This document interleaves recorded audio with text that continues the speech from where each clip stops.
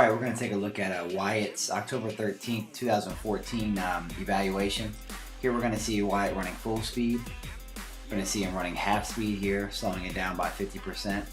And then we're going to see him finally 10%, and we're going to go frame by frame breakdown. His running form is not that bad. There's a lot of good things about it, but then there's a lot of things that we need to work on as well. And we're going to stop him about maybe 4 yards out or so here. And we're going to take a look, and you can see how his chest is actually opening up and is off axis. We should be able to see that Under Armour logo all the way down the line. So that's one thing we want to correct. And if you notice, once that chest starts to move, those arms will collapse over the chest and the shoulders will rotate. So we don't want all that to happen. That's a lot of wasted movement. It's a lot of wasted time.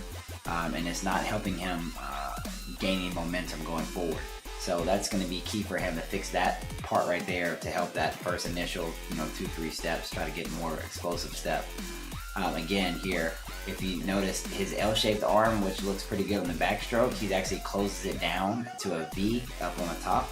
And then again, you can see how he's kind of opening that chest a little bit, and the arm is kind of slightly going over the chest there. And he's also got a really bad habit of really tensing up, almost like trying to force the run. He needs to be totally relaxed in his upper body. His mouth, everything should be totally relaxed. It should, flap in the wind basically. So we want to get all that tension out of his upper body, and that's what's probably causing his arms to collapse over and hit that V motion to close in.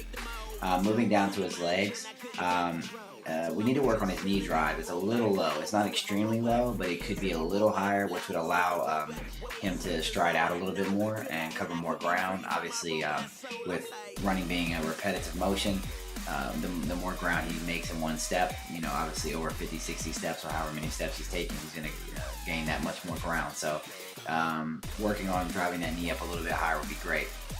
Now, this is the part that we definitely need to work on. He's got what we call an inside-out knee drive.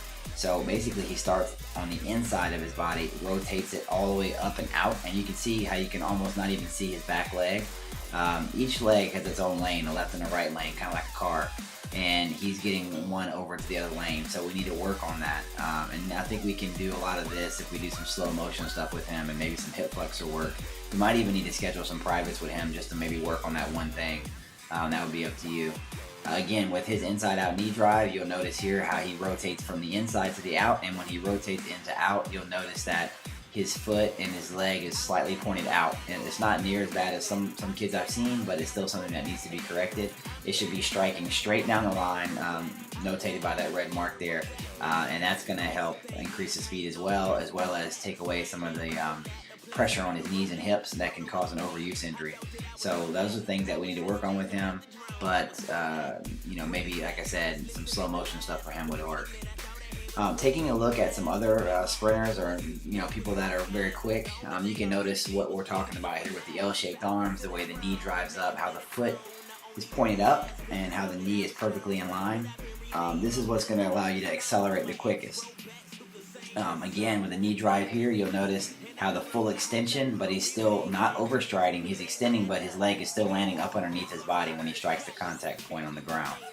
That's what we need to have him do as well.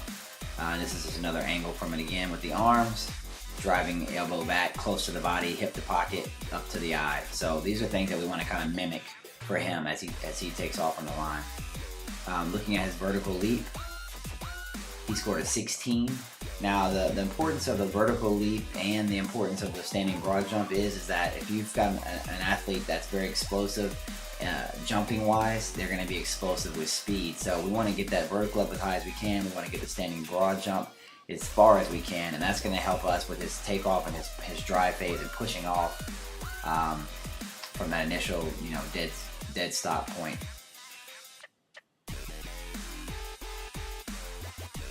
Alright, gonna go for a little bit more here. We're gonna take a look at his lateral speed, and this is one of the areas that he scored poorly in.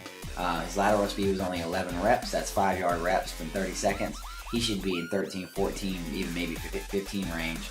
So we definitely want to work on his lateral speed, and that's going to help him on the field big time as well. Breakdown. We're going to take a look at his scores. Upper body strength was pretty good with 30. Sit-ups 24, plank 108. We definitely want to work on that core section. That's a little bit under the numbers that we want. 10 yard needs to be down into the 1.9 somewhere. 20 yard into about the 3.3s.